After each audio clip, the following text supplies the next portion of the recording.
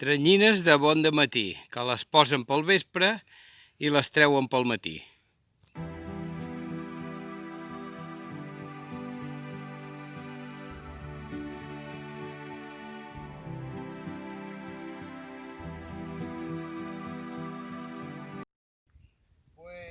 Això va baixant, però tira avall, això.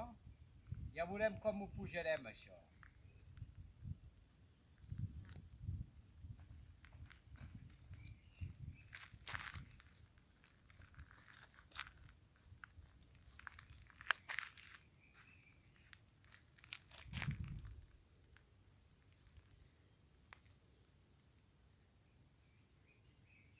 Bé, estem a la Font Sunyera.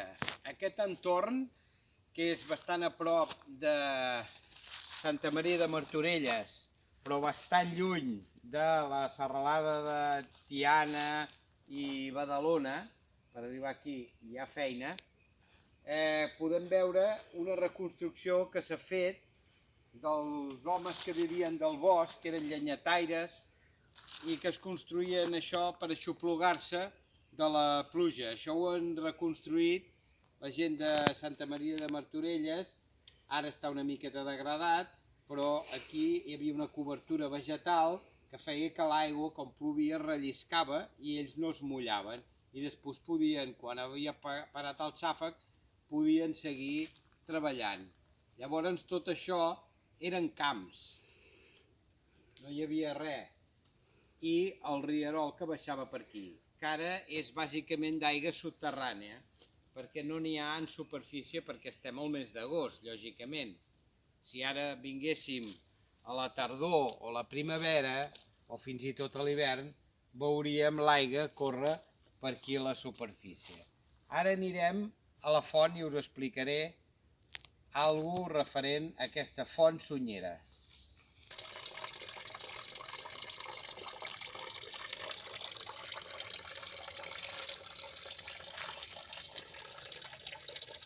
Bé, amics, aquest entorn idíl·lic, escoltant el so de l'aigua i el so dels ocells, caderneres, oriols, pit-roigs, tallaferros, tots aquests ocells que es reuneixen sobretot on hi ha aigua i humitat, us puc dir que aquesta font estava al costat de l'ermita de Sant Martí, coneguda aquí com Sant Martinet, en el terme de Santa Maria de Martorelles. D'aquesta ermita encara en queden pedres sueltes, com podeu veure aquí.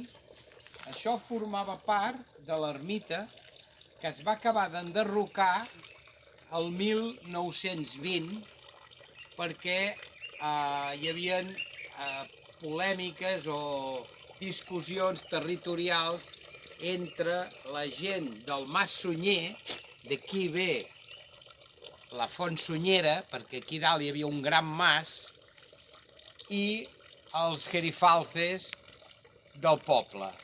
Al final va pagar els plats trencats aquesta ermita, que aquí ja no hi ha res. Ara a l'estiu, doncs l'aigua aviat es filtra, perquè aquest terra de sauló és molt porós i ja surt més avall, com es pot veure aquí. Però aquesta mica d'aigua ecològicament és fantàstica perquè és un punt per desovar. M'ha semblat veure algun amfibi, però es deu haver amagat. M'ha semblat veure com una salamandra ara aquí, però no la molestarem. Però és ideal per gripaus, salamandres i tritons, tot que aquests últims estan en recessió en aquest punt. Però això és qüestió de venir al vespre nit, sempre que la humitat sigui superior al 80%, o sigui, gairebé plovisquejant, es poden trobar tota quantitat d'amfibis gràcies a aquesta poca aigua, però suficient que hi ha tot l'any. Sorprenent, eh? Pues direu, com ho sap aquest tot això? Pues perquè m'informo, llegeixo i em documento de la gent sàvia d'aquestes contrades.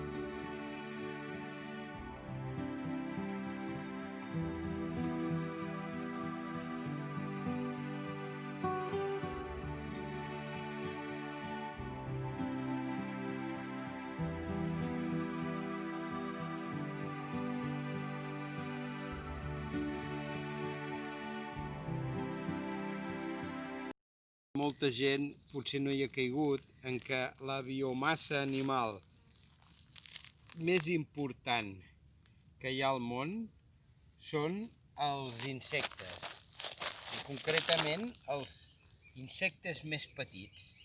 És el que hi ha més en el món, en quant a pes.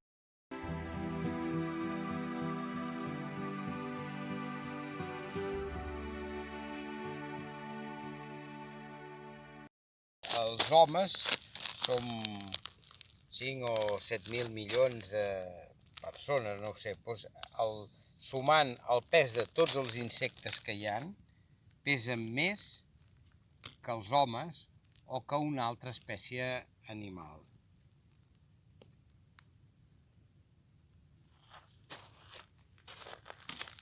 És una curiositat. Bé, aquí què tenim? Això és una soca, però a més tallada a serra d'un arbre que, si contem els anells, 1, 2, 3, 4, 5, 6, 7, 8, 9, 10, 11, 12, 13, d'uns 15 anys. Això per les arrels és un pi, havia sigut un pi, però els bombers cada any fan un manteniment d'aquestes pistes, com es pot veure aquí, i van tallant els arbres que perillen de que caiguin sobre la pista i impedeixin que un dia, per necessitat, ells vinguin a extingir un incendi i no puguin passar. Llavors, arbres grans o arbustes grans que hi ha a banda i banda els van tallant, a part de que aplanen una mica el camí. Això d'aquí, per exemple, que és perquè l'aigua baixi i no faci malbé el camí, això d'aquí és molt útil i evita el que se'n diu, per exemple, per aquí al costat es pot veure, això són xerigais. Xerigais que són solcs que fa l'aigua i les pedres i que, si estan al mig del camí, impedeixen als bombers poder passar si són molt importants. És una zona molt susceptible als incendis, tot i que avui dia amb els mòbils la gent adverteix en seguida qualsevol punt de fum o dubtós que vegin, i gràcies a això sembla que és un dels avantatges que ha fet els mòbils d'alarmar en seguida el 112 o els serveis d'emergències. I no n'hi ha tants.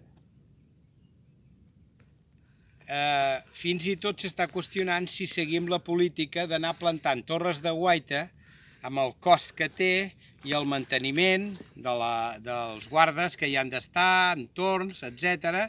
perquè avui dia el bosc està ple de gent que tothom porta mòbil i són el 80% de les advertències de focs que hi ha actualment són deguts a particulars que ho diuen en seguida pels mòbils, com fa uns anys la gent no en portava a la muntanya de telèfon.